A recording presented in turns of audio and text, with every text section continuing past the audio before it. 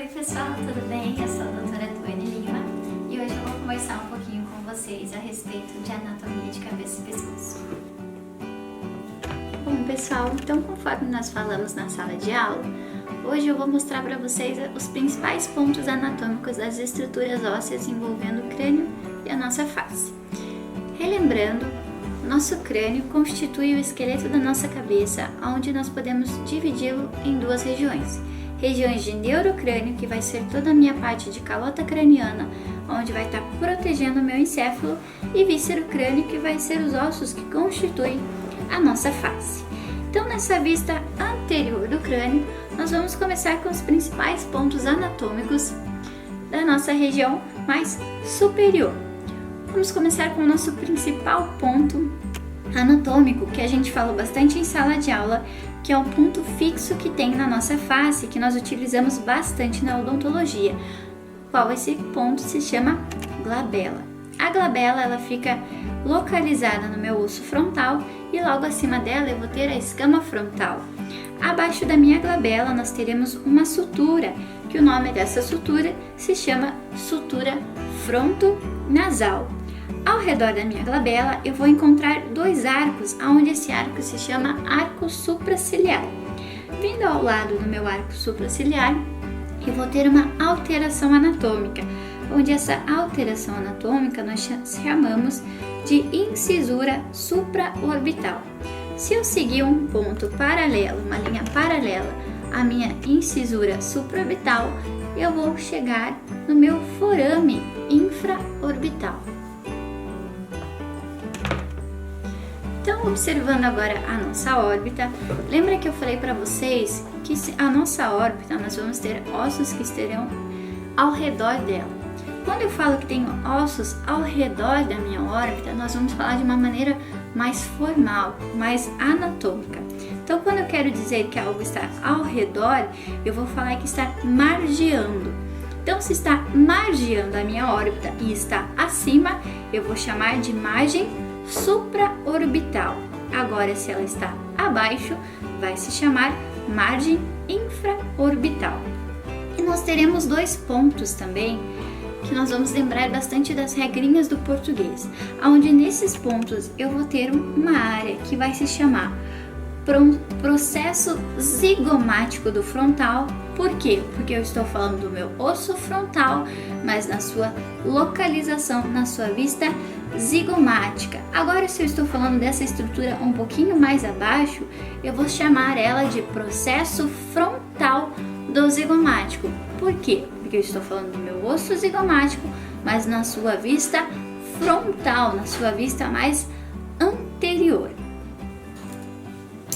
Bom, pessoal, nós falamos da nossa glabela, que abaixo dela nós temos a sutura frontonasal. Nessa região aqui, nós temos processo frontal da maxila. Então, se eu tenho o processo frontal da maxila, eu vou ter uma sutura que vai estar junto com a minha sutura frontonasal. Se ela está vindo para o meu processo frontal da maxila, ela vai se chamar sutura frontomaxilar. Nesta região nós temos o nosso septo ósseo do nariz e logo aqui abaixo nós temos a espinha nasal anterior.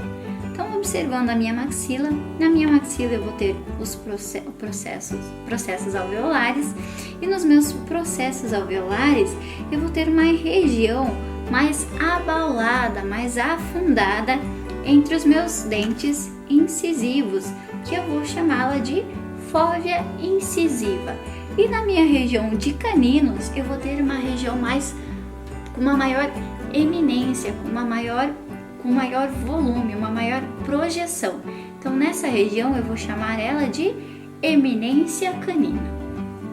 Relembrando que abaixo da minha glabela, eu tenho uma sutura, e essa sutura se chama sutura frontonasal. Este osso, ele se chama processo frontal da maxila.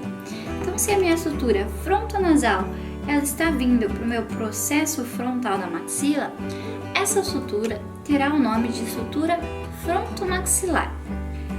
Observando então nesta região, nós teremos um tecido ósseo, onde esse tecido ósseo vai se chamar septo ósseo do nariz. Logo abaixo nós temos a espinha nasal anterior. Bem, observando a nossa maxila, em nossa maxila, tanto em maxila quanto em mandíbula, nós teremos processo alveolar, aonde fica o alvéolo dos meus dentes. Então, observando o processo alveolar, nele nós teremos uma região que está mais abaulada. Esta região que está mais abaulada e está na região dos meus dentes incisivos, eu vou chamar ela de fóvea incisiva. E na região que eu vou ter um maior aumento de volume, eu vou ter uma eminência óssea, está junto com o meu dente canino, eu vou chamá-la de eminência canina. Não vamos confundir eminência canina com fossa canina, pois ao lado do meu forame infraorbital eu também vou ter uma região um pouco mais abaulada. Essa região mais abaulada vai se chamar fossa canina, pois ela está próxima ao meu forame infraorbital e se eu fizer uma linha paralela a ela, está exatamente também com o meu dente canino. Então, essa região mais abaulada e mais superior se chama fossa canina.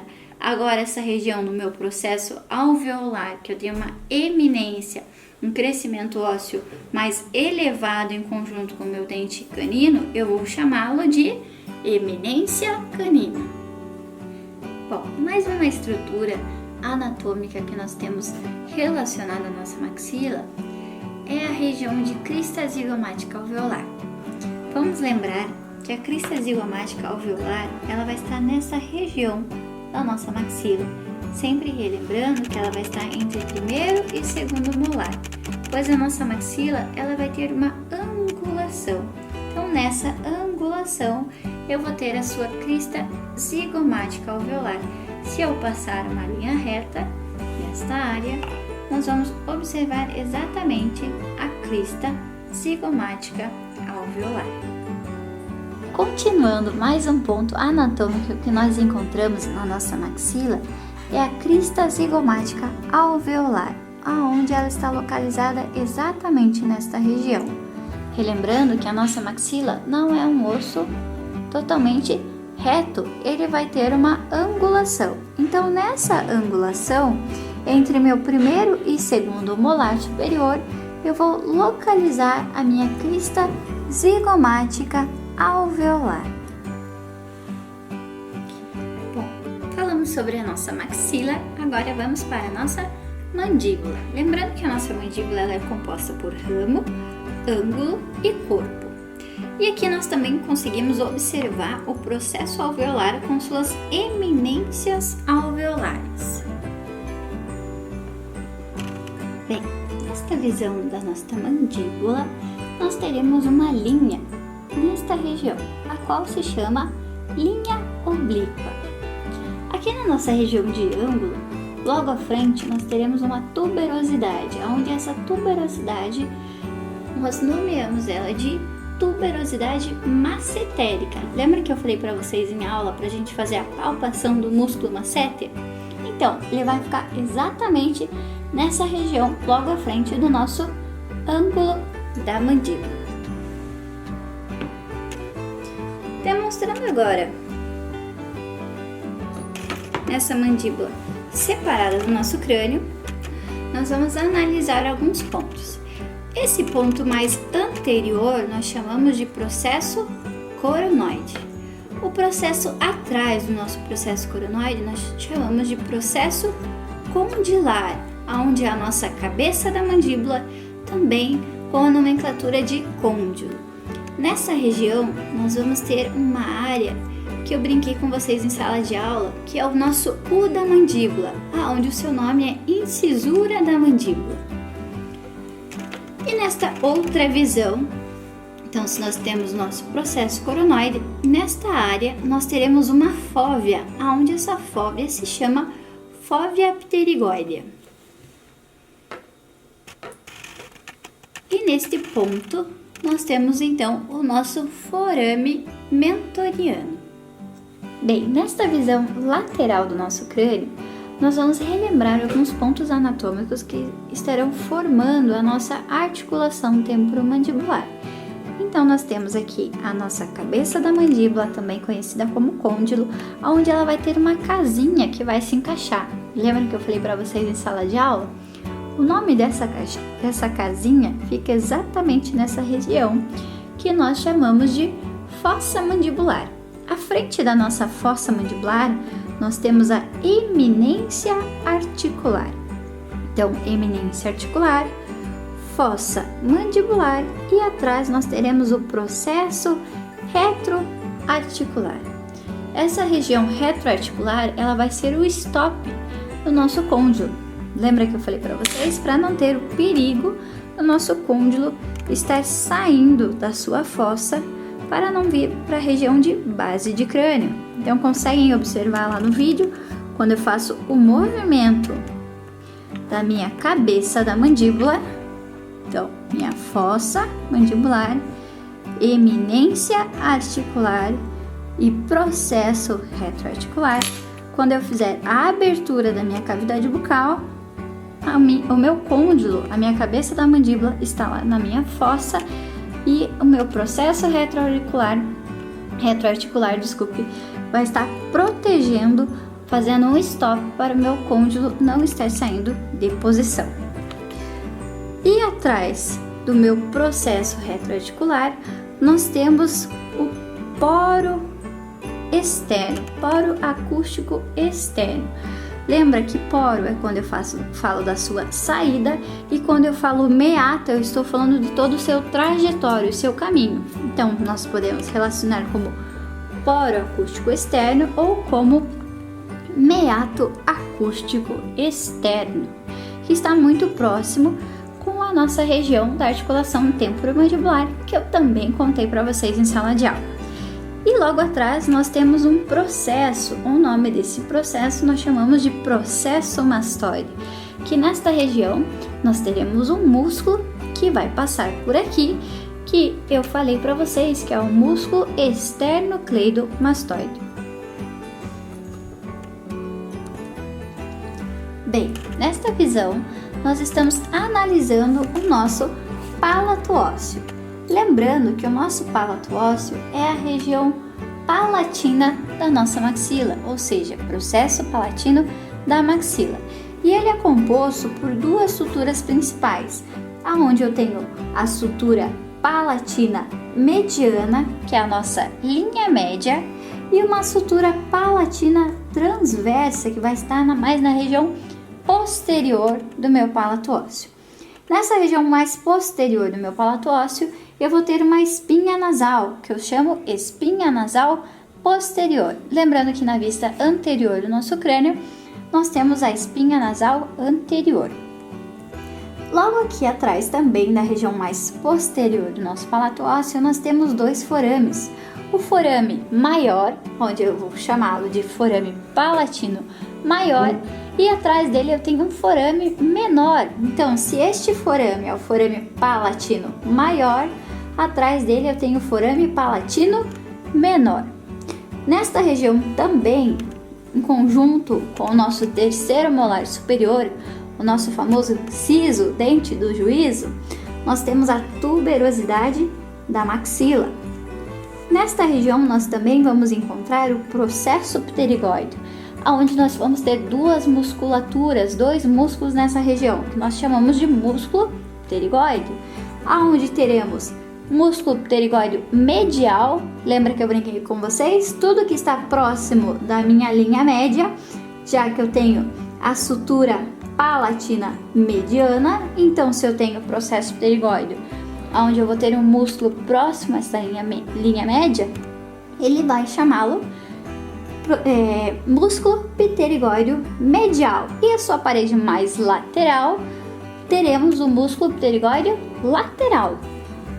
E na região mais anterior do nosso palato ósseo, nós vamos ter um forame em conjunto com os nossos dentes incisivos. O nome desse forame será então forame incisivo, aonde vai fazer toda a região de inervação da parte mais palatina dos nossos dentes incisivos. Nessa vista inferior do crânio, nós temos um forame bem grande nessa região, o qual a gente chama de forame magno. Ao redor do nosso forame magno, nós temos o côndilo occipital, que é uma região onde vai se encaixar exatamente a nossa primeira vértebra cervical, que se chama atlas. Este processo nós chamamos de processo estiloide. Um processo que eu brinco com vocês que é um processo que tem bastante estilo, processo estiloide. E aqui em cima nós temos o nosso processo mastoide, onde eu já falei para vocês que o nosso músculo esternocleidomastoide vai estar passando nessa região. Então, se eu tenho um forame entre o processo estiloide e o processo mastoide, o nome desse forame será forame estilomastoide. Aqui ao lado eu vou ter o forame jugular e abaixo do meu forame jugular eu tenho o canal carótico. Nesta área eu tenho algo que é pontudo e pequeno. Então, se nós lembrarmos as principais nomenclaturas anatômicas, o que eu tenho que é pequeno e pontudo nós chamamos de espinha. Então, eu tenho algo pequeno e pontudo nesta região. Então, seu nome será espinha. E essa espinha está localizada no nosso osso que nós falamos que parece uma borboleta, o osso esfenoide. Então, o nome dessa estrutura anatômica será espinha do esfenoide. Abaixo da espinha do esfenoide, eu também terei um forame. Se acima dele eu tenho a espinha do esfenoide, então abaixo eu tenho o forame espinhoso. E abaixo do meu forame espinhoso, eu terei o forame oval. Então, saindo do meu forame oval, ao lado da minha região basilar do meu osso occipital, eu vou ter o forame lacerado, também conhecido como forame lácero, pois se a gente avaliar os forames encontrados no nosso crânio, os forames normalmente têm uma área mais anatômica, mais geométrica, diferente do nosso forame lácero, ou também conhecido como forame lacerado.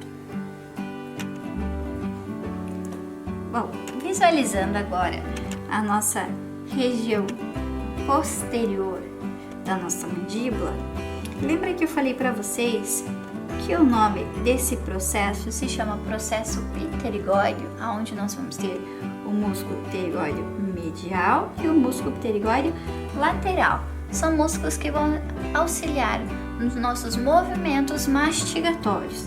Então, se aqui eu vou ter o processo pterigóideo, onde terá os meus músculos pterigóideos, nesta área nós teremos a tuberosidade pterigóidea. Então, quando eu fizer o movimento de mastigação, esses músculos vão estar passando exatamente neste local.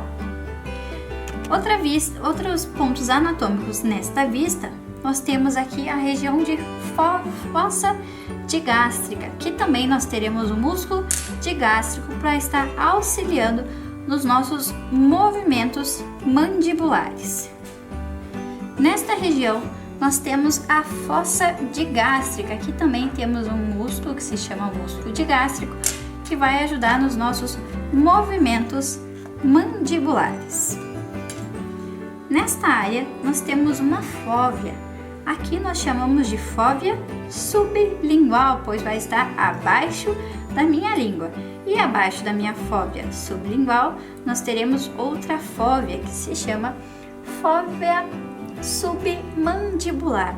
Nessas regiões de fóvea é como se fosse uma conchinha, onde vai encaixar a minha glândula, tanto glândula sublingual quanto glândula submandibular. Observando mais próximo a nossa órbita, nesta região, próximo aonde saem as nossas lágrimas, nós devemos lembrar que esta área nós chamamos de osso lacrimal. Esta área aqui nós vamos chamar de lâmina orbital do etimoide. Nesta área, então, nós temos o nosso osso etimoide. E mais aqui atrás, nós teremos a região de asa maior do esfenoide. nesta área de asa maior do esfenoide, nós temos uma fissura, que nós chamamos de fissura orbital superior. Então vamos verificar como que eu sei se essa região vai ser do meu osso etimoide e quando ela vai ser do meu osso esfenoide.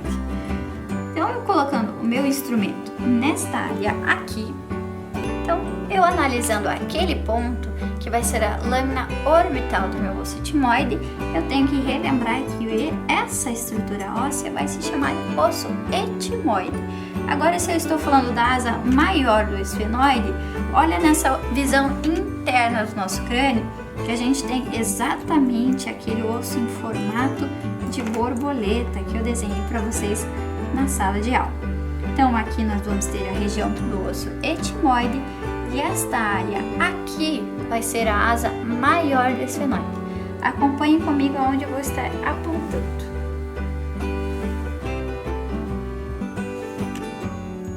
Bom, agora analisando a nossa calota craniana, nós vamos observar algumas suturas.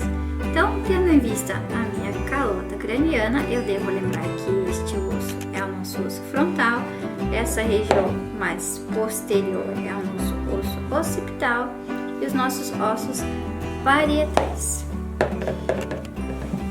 Da nossa formação do nosso crânio, nós devemos lembrar que quando nós nascemos, nós não temos todas essas suturas totalmente unidas. Então, por isso que quando nasce um bebezinho, os pais sempre vão estar falando pra gente cuidar da região da moleira, tá? Que seria esta região aqui, onde nós não temos totalmente a união dessas suturas. Então, nós não temos toda a formação óssea dessa área concluída.